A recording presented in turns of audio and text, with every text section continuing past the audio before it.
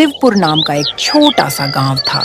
इस गांव में हर साल बहुत ज्यादा ठंड पड़ती थी, क्योंकि ये गांव चारों तरफ से पहाड़ियों से घिरा हुआ था। जनवरी का महीना अब भी शुरू ही हुआ था, पर ऐसा लगता था मानो ठंड अपने चरम पर पहुंच गई हो। गांव के हर घर की छत पर सुबह को बर्फ जम जाता था। पेड़ों की शाखाएं मानो ठंड से सिकुड़ गई थीं। सूरज देवता तो निकलने का नाम ही नहीं ले रहे थे। ये ठंड का मौसम अमीरों के लिए बहुत सुहाना होता था, पर गरीबों के लिए उन पर मुसीबत का पहाड़ टूटने जैसे होता था। हे ऊपर वाले, ये कितनी ज्यादा ठंड कर दी है आपने। कुछ तो तरस खाओ हम गरीबों पे। देख रही हो लक्ष्मी, कितनी कड़ाके की ठंड है। इस बार घर से बाहर निकला भी नहीं जा रहा है।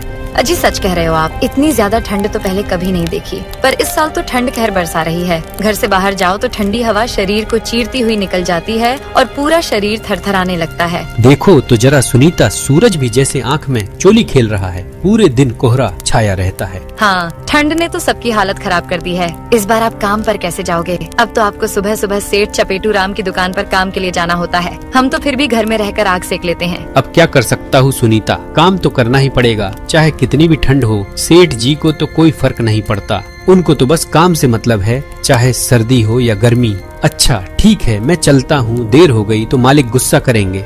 भोला एक चाय की दुकान पर चाय बनाने का काम किया करता था, जिससे उससे जो भी पैसे मिलते उससे उसके घर का गुजारा चल जाता था। वैसे तो शिवपुर गांव में हर साल ठंड बहुत ज्यादा पड़ती थी, पर इस बार तो ठंड ने सब रिकॉर्ड ही तोड़ दिया था। पूरा गांव ठंड से परेशान था। पूरे दिन कोहरा छाया रहता था। धूप के तो दर्शन तक नहीं हो रही थी। गांव का चौपाल, जहां लोग बैठकर पूरा दिन बातें किया करते थे, आज वो बिल्कुल सुना वीरान पड़ा था। ठंड ने हर किसी को परेशान कर दिया था। आर्यन के पापा, आज तो घर में आटा भी बहुत कम बचा है। बस 5 रोटी ही बन पाई है, तो मैंने आपको दिन के खाने के लिए बांध दी है और 2 रोटी में से एक रोटी बच्चों को दे दूंगी। मेरा तो आज उपवास है। नहीं सुनीता, वो 2 रोटी भी बच्चों को खिला दो। मैं तो चाय पीकर ही काम चला लूंगा। वैसे भी दिन इतने छोटे होते हैं कि आजकल भूख ही कहाँ लगती है। शाम को राशन लेकर आऊंगा, तब रोटी बना लेना आराम से। सुनीता को भी पता था कि 1 कप चाय से पूरा दिन निकलना मुश्किल है, पर गरीबी के कारण वो कुछ कर भी नहीं सकती थी। भोला काम के लिए घर से बाहर निकल रहा था। बाहर बहुत ज्यादा ठंड पड़ रही थी। आसमान से बर्फ के बड़े बड़े टुकड़े गिर रहे थे। इस कड़ाके की ठंड और बर्फबारी की वजह से भोला का शरीर ठंड से कपकपाने लगा था। उसके शरीर पर एक भी गर्म कपड़ा नहीं था। धोती और कुर्ता में उसे और भी ज्यादा ठंड लगती, पर वो मजबूर था। अपने हालातों के कारण इतनी ठंड में भी उसे काम पर तो जाना ही पड़ता था। शरीर को जमा देने वाली ठंड में भी भोला अपने मालिक की दुकान पे सुबह 6 बजे तक टाइम से पहुंच जाता था। अरे भोला आ गया, ठंड में जरा जल्द आ जाया कर। सारे कस्टमर चाय का इंतजार करते हैं और तुम देर से आते हो, ऐसे नहीं चलेगा। सेठ जी, इतनी ठंड पड़ रही है मानो कि जान लेकर ही मानेगी। बर्फ जैसी ठंड है, इसीलिए थोड़ा देर हो जाती है। ठीक है, मुझे कहानी मत बताओ, जरा जल्द आया करो। जाओ जल्द से बर्तन धो डालो। बर्फ जैसे ठंडे पानी में बर्तन धोना भोला के लिए आसान नहीं था, पर वो कर भी क्या सकता था। कहते हैं ना, गरीबी और भूख सब करवा देती है। आज भोला को घर राशन भी लेकर जाना था, वरना उसका परिवार भूखा रह जाता। वो बर्तन धोकर चाय बना देता है। आग के पास खड़ा होकर कुछ राहत महसूस होती थी। उसे ठंड के वजह से भोला का भी मन किया कि 1 कप चाय वो भी पी ले। वो चाय पीने के लिए 1 कप लेता है।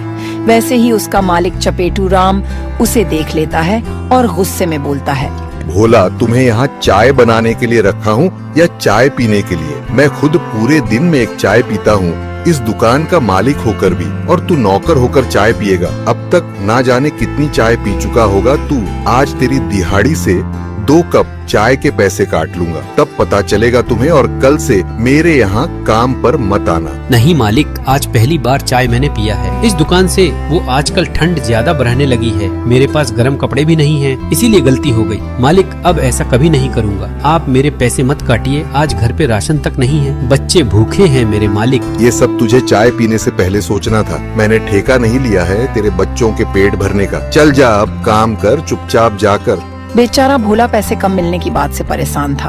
उसे क्या पता था कि वो एक कप चाय उसे इतनी महंगी पड़ेगी। शाम तक वो काम करता रहा और कम पैसे लेकर घर की तरफ चला गया।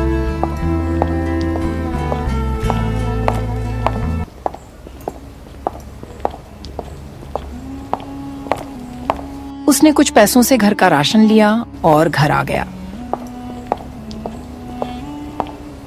भोला अपने घर पहुंचता है तो उसकी पत्नी सुनीता उससे कहती है, अजी क्या बात है, आप इतने परेशान क्यों लग रहे हो? और ये राशन भी इतना कम ले आए हो? इससे तो बस एक हफ्ते ही काम चल पाएगा।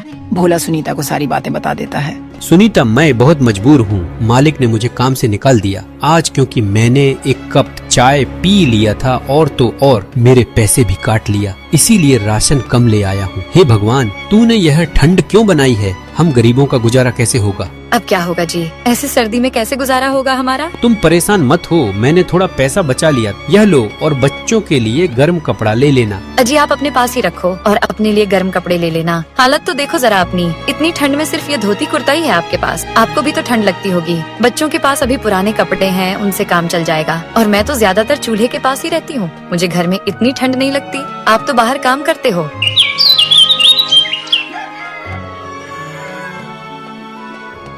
भोला बाजार जाकर अपने लिए एक गर्म चादर खरीद कर ले आया।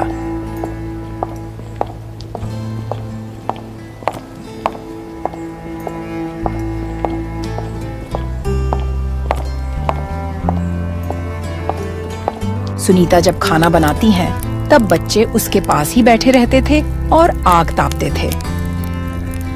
सुनीता, मैं बाहर जाता हूँ, देखता हूँ शायद कोई काम मिल जाए। ऐसे घर पर खाली तो नहीं बैठ सकता। अगर घर पर रहूँगा तो खाने के लिए मोहताज हो जाऊंगा। हाँ जी, ध्यान से जाइएगा और शाम को समय से घर वापस आ जाइएगा। ठंड बहुत ज्यादा हो रही है।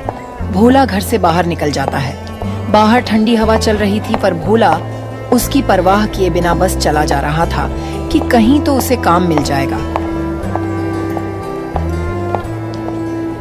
वह बाजार के एक दुकानदार के पास जाता है और काम मांगता है। भैया जी, क्या आपके पास कुछ काम मिल जाएगा क्या? कोई भी काम दे दो, मैं सब करने के लिए तैयार हूँ। अरे नहीं भाई, कुछ भी काम नहीं है तुम्हारे लिए अभी। वैसे ही सर्दी की वजह से काम ठप पड़ा है आजकल। भोला ने कई जगह काम ढूंढा पर उसे कोई काम नहीं मिला।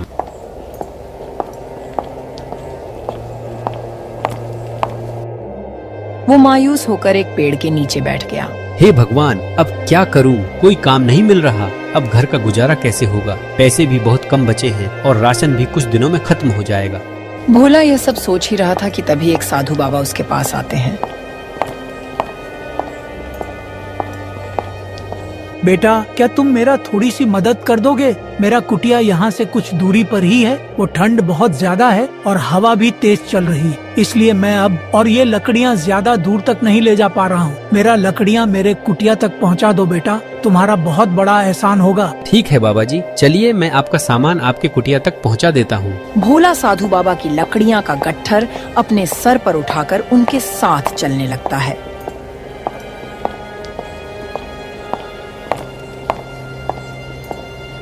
कुछ दूर जाने के बाद साधु महाराज की कुटिया तक पहुंचता है। लीजिए साधु महाराज, आपका कुटिया आ गया। क्या आप यहाँ अकेला रहते हैं? यहाँ तो बहुत ठंड लग रही है। हाँ बेटा, मैं यहाँ अकेला रहता हूँ। मैं इसी कुटिया में तपस्या करता हूँ। यहाँ बहुत ठंड लगता है, इसीलिए लकड़ी लाने गया था। बस एक मेरी गाय रानी मेरे साथ रहती है, पर अब मैं इसका भी ठीक से ख्याल नहीं रख पाता हूँ। अच्छा बाबा, अब आप आग जलाकर आराम करें और कुटिया को गर्म रखें। ठंड बहुत ज्यादा है। मैं अब चलता हूँ, मेरे बच्चे घर पर इंतजार कर रहे होंगे। इतना बोलकर भोला अपने घर की तरफ चल पड़ता है। तभी साधु महाराज बोल पड़ते हैं, रुको बेटा, मेरी गाय रानी को भी अपने साथ ले जाओ। इसको अच्छा से देखभाल करोगे, इसकी सेवा करोगे तो ये तुमको बहुत ज्यादा दूध देगी। मैं तो इसका ध्यान ठंड के कारण रख नहीं पाता, इसे तुम ले जाओ। अब मना मत करना बेटा, एक साधु का आशीर्वाद समझकर रख ले। अरे महाराज जी, अब आप इतना बोल ही रहे हैं तो मैं इस गाय माता को अपने साथ ले जा रहा हूँ और इनकी खूब सेवा पानी करूँगा। भोला गाय को लेकर घर की ओर चल देता है।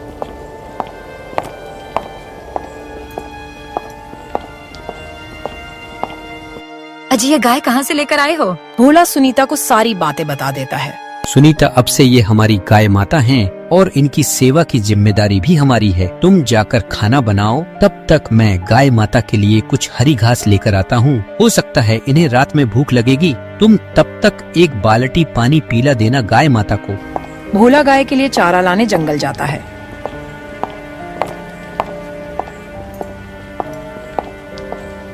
और घास लेकर आता है और गाय को दे देता है। चारा खाने के कुछ देर बाद गाय बहुत सारा दूध दे देती है। देखो सुनीता, हमारी गाय ने कितना सारा दूध दिया है। ये सच में कमाल की गाय है। इतना सारा दूध तो हम पी भी नहीं पाएंगे। लाइए, पहले मैं कुछ दूध की चाय बना देती हूँ, फिर पूरा परिवार आज साथ बैठकर गर्मा गर्म दूध पीकर ही सो जाएंगे, क्योंकि घर में ज्यादा राशन नहीं बचा है। फिर उस दिन भोला का पूरा परिवार गाय माता के दूध से अपना पेट भर लेते हैं और सब आराम से सो जाते हैं।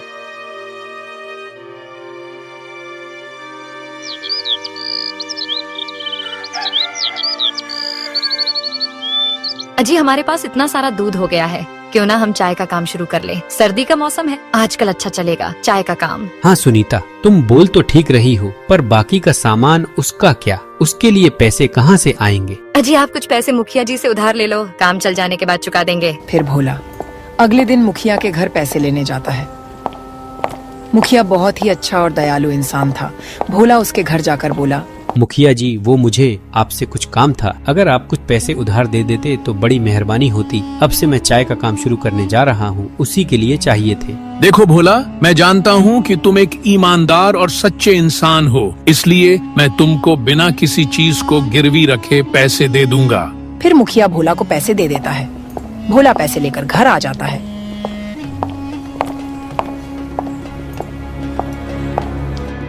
और अगले दिन वो चाय का काम शुरू कर देता है।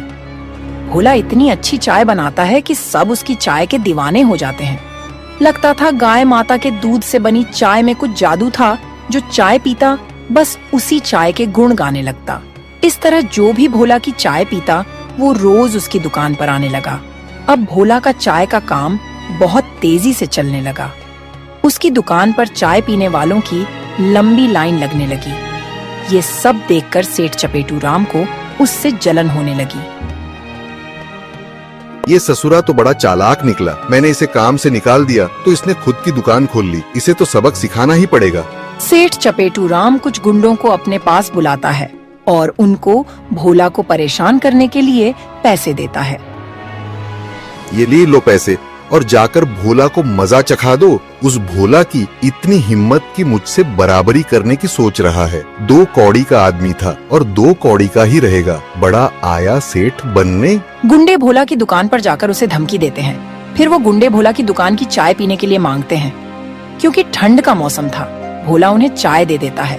उसके बाद चाय पीकर वो भी उसकी चाय के दीवाने हो गए। गाय माता के दूध में ही कुछ जादू था। जो उस दूध की चाय पीता वो चाय के दीवाने हो जाते। वो गुंडे उसकी चाय की तारीफ करते हैं। अरे वाह भोला भाई, क्या चाय पिलाई है तुमने। अब कोई जरूरत नहीं है हफ्ता देने की, बस रोज 1 कप चाय पिला दिया करो। फिर वो गुंडे खुश होकर वापस सेठ चपेटू राम के पास जाते हैं और उल्टा चपेटू राम को पीटने लगते हैं। अरे भगवान, अरे मूर्खों, मुझे क्यों पीट रहे हो? मैंने तो तुम्हें भोला को डराने धमकाने के लिए पैसे दिए थे। छोड़ो मुझे। ये लो तुम्हारे पैसे सेठ, और आज के बाद अगर भोला भाई को परेशान करने का सोचा भी तो हमसे बुरा कोई नहीं होगा, समझे सेठ? ऐसा बोलकर वो गुंडे सेठ को उसके पैसे वापस देकर वहाँ से चले जाते हैं और सेठ को उसके किए का फल मिल जाता है। भोला की दुकान अच्छी चलने लगती है और वो अपने परिवार के साथ खुशी खुशी रहने लगता है।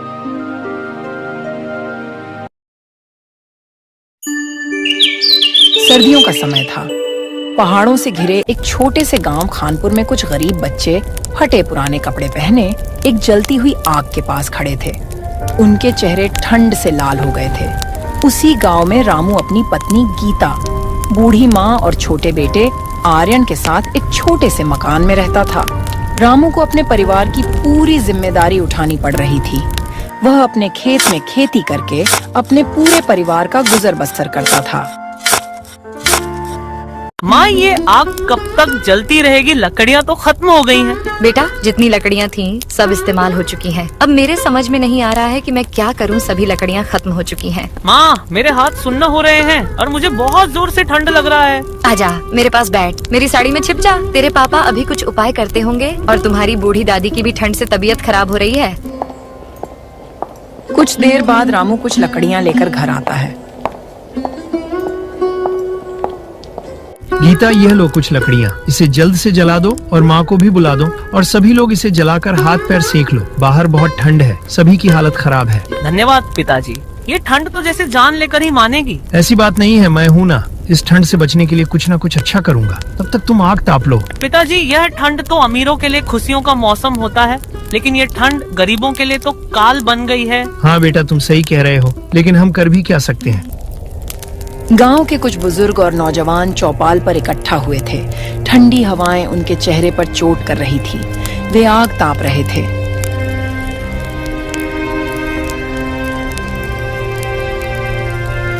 इस साल की ठंड ने पिछले सारे रिकॉर्ड तोड़ दिए हैं। लोग तो कह रहे हैं कि अगले 2 दिन और भी ज्यादा मौसम खराब होंगे। लेकिन बाबूजी, सरकार ने जो कंबल देने का वादा किया था वो अभी तक किसी ने नहीं दिया। सरकार तो वादा हर साल करती है पर कभी नहीं निभाती। हमें खुद ही कुछ करना होगा। मेरे तो बच्चे भी भूख से बिलख रहे हैं। ठंड में काम पर जाना भी मुश्किल हो गया है। खेतों में सब बर्फ जम गया है। लगता है कोई बड़े शहर जाकर मदद मांगनी पड़ेगी। बेटा, शहर जाकर कुछ फायदा नहीं होगा। सुना है कि शहर के लोग बहुत निर्दयी होते हैं। यहाँ गांव में रहोगे तो हम एक दूसरे की मदद करके ठंड का मौसम को टाल सकते हैं और अपना जीवन यापन कर सकते हैं। माँ क्या कल भी हमें ऐसे ही ठंड में रहना होगा? पता नहीं बेटा, शायद भगवान हमारी सुन ले। माँ मुझे बहुत भूख लगी है, कुछ खाने को दे दो। शाम तक इंतजार कर ले बेटा, शाम को तुम्हारे पापा कुछ खाने को लाएंगे। गीता इतना कहते ही उसके आंखों में आंसू आ जाते हैं। यह सब रामू सुन लेता है। रामू ठंड से कांपता हुआ पास के जंगल में लकड़ियां तलाशने निकलता है। ठंडी हवाएं उसकी हड्डियों तक पहुंच रही थीं।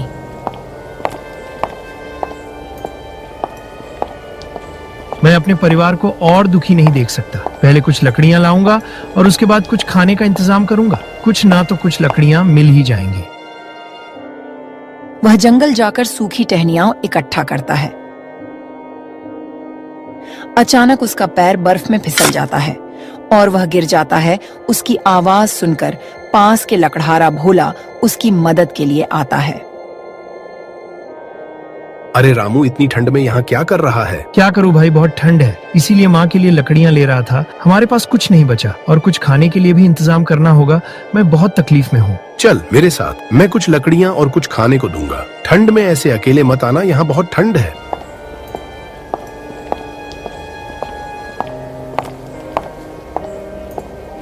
भोला रामू को कुछ लकड़ियां और खाने को देता है। रामू सारा सामान लेकर वहां से घर आता है।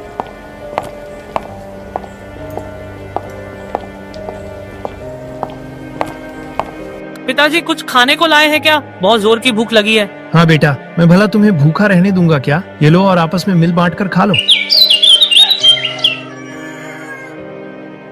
फिर अगली सुबह रामू की बूढ़ी माँ की तबीयत ठंड से खराब हो जाती है। वह बहुत परेशान हो जाता है। वह तुरंत डॉक्टर के पास जाता है।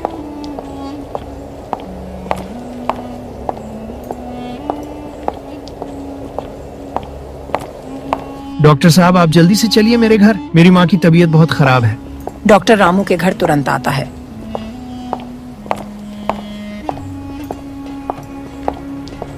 और उन्हें चेक करता है। रामू, इन्हें ठंड लग गई है और इनकी हालत बहुत गंभीर है। तो डॉक्टर साहब, आप माँ का इलाज कीजिए। देखो रामू, इन्हें तो अभी दवा दे रहा हूँ, मगर इनका इलाज लंबा चलेगा और पैसा भी बहुत लगेगा। डॉक्टर साहब, आप पैसे का चिंता मत कीजिए। मैं पैसा कहीं से न कहीं से इंतजाम करूंगा। बस आप माँ का इलाज कीजिए। डॉक्टर दवा देकर वहाँ से चला जाता है।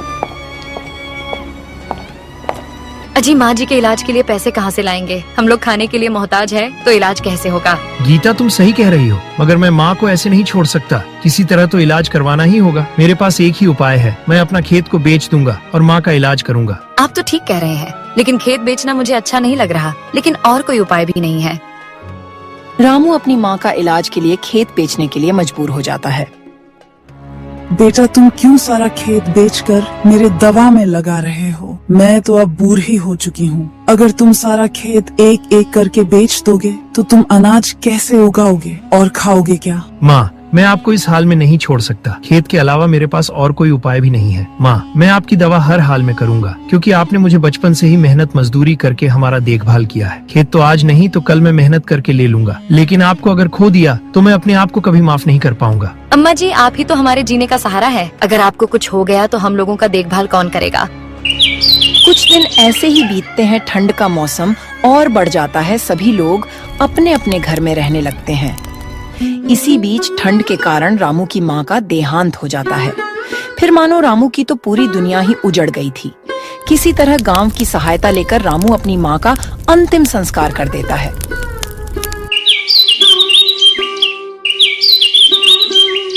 अब रामू की स्थिति पहले से भी और दयनीय हो गई थी।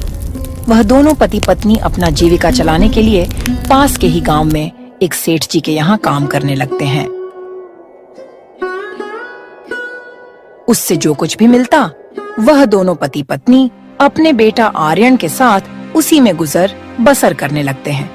ठंड कुछ ज्यादा ही हो रही थी और तो और इस बार तापमान कुछ ज्यादा ही गिर गया था, जिसके कारण ठंड बहुत जोरों से अपनी कहर ढा रही थी। खानपुर के लोग बहुत कम ही अपने घरों से बाहर निकलते थे। लोग ठंडी के कारण बहुत परेशान हो गए थे। सर्दियाँ बहुत बढ़ गई हैं और हमारे लिए गर्म कपड़ा भी नहीं है। और आर्यन को तो देखो, उसके पास एक भी स्वेटर नहीं है। हाँ भाग्यवान, तुम सही कह रही हो। हमें जल्द कुछ करना होगा। हे भगवान, ये तेरी कैसी लीला है। इस साल तो ठंड कुछ ज्यादा ही पड़ रही है, जिसके कारण सेठ जी के यहाँ काम करने में मुझे बहुत दिक्कत आती है और हाथ पैर भी सुन्ना हो जाते हैं। घर से बाहर निकलने का तो मन ही नहीं करता। चलो, आज सेठ जी के यहाँ काम पर जाने का समय हो गया है। मैं चलता हूँ, नहीं तो सेठ जी बहुत गुस्सा करेंगे। ठीक है, आप अपना ध्यान रखिएगा। बाहर बहुत ठंड है। रामू तेज ठंड में सेठ के यहाँ काम करने के लिए निकल जाता है। बेटा, तेरे पापा तो काम के लिए निकल गए और अब मैं भी अपने काम पर जाती हूँ, नहीं तो मालकिन बहुत गुस्सा करेंगी। समय पर खाना खा लेना और घर से बाहर मत निकलना। बाहर बहुत ठंड है। गीता इतना कहकर अपने काम पर चली जाती है। उसकी मालकिन स्वभाव की थोड़ी चिड़चिड़ी और कठोर थी। वह सामने ही आग के पास खड़ी थी और बाकी के नौकरों की डांट लगा रही थी। तभी गीता को देखकर मालकिन बोली, गीता, तुम काम पर इतने देर से क्यों आ रही हो? मेरे बाकी के नौकर अपना काम शुरू भी कर चुके हैं। लगता है तुम समय की कीमत नहीं जानती हो। मुझे माफ कर दीजिए मालकिन, ठंड के कारण आने में थोड़ी देर हो गई, पर आप चिंता न करें, मैं अपना काम तुरंत ही खत्म कर देती हूँ। बहाने बनाना खत्म करो, जाओ चुपचाप अपने काम पर लग जाओ। अगर आज काम में कोई गड़बड़ी हुई तो मैं तुम्हारा सारा हिसाब कर दूंगी। तुम्हारी जगह काम करने वाले बहुत बैठे हैं। मालकिन की बातों को सुनकर गीता को बहुत दुख होता है, लेकिन वह बेचारी कर भी क्या सकती थी। यह उसकी मजबूरी थी। वह चुपचाप काम करने जा ही रही थी कि तभी मालकिन की बेटी वहाँ आती है। आप क्यों डांट रही हैं इस बेचारी को? दिखता नहीं बाहर कितनी ठंड है, फिर भी यह काम करने आई है। यह भी तो इंसान है, इस पर आपको जरा भी दया नहीं आ रही है क्या? बेटी, इन लोगों को ज्यादा सर पर चढ़ाना ठीक नहीं होता, नहीं तो यह लोग कोई भी काम ठीक ढंग से नहीं करेंगे। गीता ने कुछ भी नहीं कहा और अपने बेटे के बारे में सोचने लगी और अपने काम में लग गई।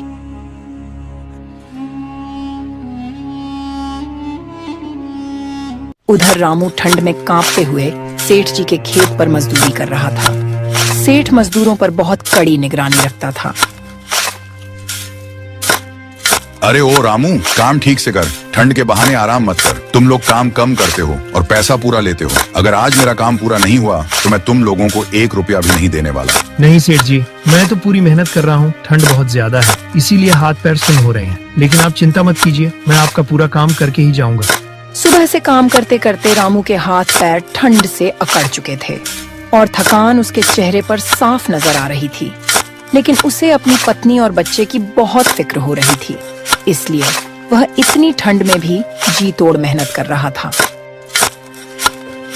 हे भगवान, ये तू किस जन्म का बदला ले रहा है? इतनी ठंड में भी काम करना पड़ रहा है, और अगर मैंने इस काम को छोड़ दूं तो सेठ जी मुझे काम से निकाल देंगे और फिर मैं घर कैसे चलाऊंगा? शाम हो चली थी। रामू की पत्नी गीता घर पर रामू का इंतजार कर रही थी। इधर रामू झटपट किसी तरह काम निपटाकर घर लौटने की सोच रहा था, लेकिन तभी सेठ ने कहा, ओ रामू सुन, आज ये काम पूरा करके ही जाना। अगर थोड़ा सा भी काम छूटा तो समझ लेना आज तेरी नौकरी गई। जी सेठ जी, आप जैसा कहें। रामू यह कहकर फिर काम पर लग जाता है। वह बेचारा कर भी क्या सकता था, मजबूरी उससे यह सब करवा रही थी। उधर खानपुर गांव में ठंड से सभी का बुरा हाल था। लोग घरों से बाहर नहीं निकलते। उनका सहारा एक आग ही था। गांव का चौपाल जहां लोग अक्सर बैठकर बातें किया करते थे, अब वहां सुना बिरान पड़ा था। उसी दिन शाम में गांव के कुछ लोग चौपाल पर इकट्ठा हुए। उनमें से एक आदमी बोला, इस बार ठंड बहुत भयानक है। अगर हम सब मिलकर कोई उपाय नहीं करेंगे तो कई लोग इस ठंड के चपेट में आ जाएंगे। हमें जंगल से और लकड़ियां लानी हो और हर घर में अब आग जलाने की व्यवस्था करनी हो। लेकिन इस ठंड में जंगल तक जाने की हिम्मत कौन करेगा? ठंड इतनी ज्यादा है कि हाथ पैर सुन पड़ रहे हैं। जंगल में सूखी लकड़ियां ढूंढने में भी बहुत समय लग जाएगा। डरने से कुछ नहीं होगा, हमें एक दूसरे की मदद करनी होगी। अगर हमने ठंड के आगे हार मान ली तो गाँव के कई घरों के चूल्हे हमेशा के लिए बुझ जाएंगे। फिर वे लोग निर्णय लेते हैं। सब लोग मिलकर जंगल से लकड़ियां लाकर सभी के घरों में आग जलाएंगे, जिससे सर्दी से बचा जा सके। दिन ढल चुका था। रामू अपना काम खत्म करके सेठ जी के पास जाता है और कहता है, लीजिए सेठ जी, मैंने आपका सारा काम निपटा दिया। सेठ जी, मुझे कुछ पैसे चाहिए थे, मेरे बेटे के लिए सर्दी के कपड़े लेने थे। अरे रामू, अभी तो महीना पूरा होने में कुछ दिन बाकी है और तुमको पैसा अभी चाहिए। कुछ दिन और इंतजार करो, फिर पैसा मिलेगा। सेठ जी, मेरे बेटे के पास ठंड का एक भी कपड़ा नहीं है। हम पति पत्नी तो कैसे भी ठंड झेल लेंगे, लेकिन वह तो अभी बच्चा है, वह इस ठंड को नहीं सह सकेगा। सेठ जी, इसलिए मुझे आप कुछ पैसे दे दीजिए, मुझे उसके लिए स्वेटर खरीदना है। फिर सेठ रामू को कुछ पैसा दे देता है।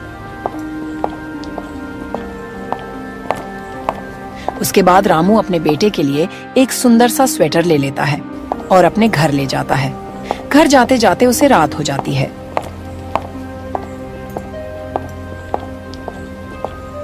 आज आपको आने में बहुत देर हो गई, बाहर बहुत ठंड है। आओ आग सेक लो। हाँ, वो आज सेठ जी ने कुछ ज्यादा काम दे दिया था और जो पैसे मिले मैंने उसी से आर्यन के लिए एक सुंदर सा स्वेटर खरीद लिया। आर्यन कहाँ है? मुझे दिखाई नहीं दे रहा है। हर दिन तो आके मेरे सीने से लग जाता था। तब गीता ने आर्यन के तबीयत के बारे में रामू को बताई।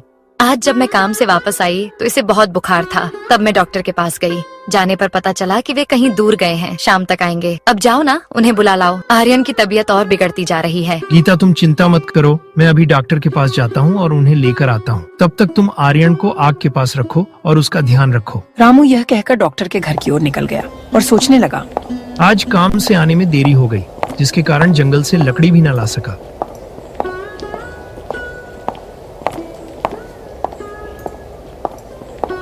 रामू डॉक्टर के घर पहुंचा और सारी बातें कह सुनाई और तुरंत डॉक्टर को साथ लेकर घर की ओर चल पड़ा।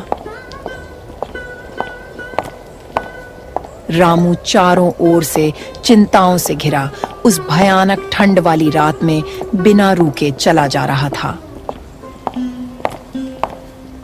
डॉक्टर साहब को मैं अपने साथ ले आया हूँ। गीता, तुम चिंता मत करो। आर्यन की आंखें बंद क्यों हैं? डॉक्टर साहब देखिए ना, आर्यन अभी थोड़े देर से कुछ भी नहीं बोल रहा है और आंखें भी नहीं खोला है। डॉक्टर साहब, आप जल्दी मेरे बेटे को देखो ना, क्या हुआ है, क्यों नहीं बोल रहा है? आप घबराइए नहीं, मैं इसे देखता हूँ क्या हुआ है। थोड़ी देर डॉक्टर आर्यन की जांच करता है। उसके बाद डॉक्टर रामू से कहता है, रामू, मैंने तुम्हारे बेटे को बचाने की बहुत कोशिश की, लेकिन मैं नहीं बचा पाया। तुम्हारा बेटा अब इस दुनिया में नहीं है। इतना सुनते ही दोनों पति पत्नी बहुत जोर जोर से रोने लगे। उनकी रोने की आवाज सुनकर आसपास के पड़ोसी उनके पास आ गए और तब डॉक्टर ने पूरी बात गांव वालों को कह सुनाई। फिर गांव वाले ने रामू की मदद की।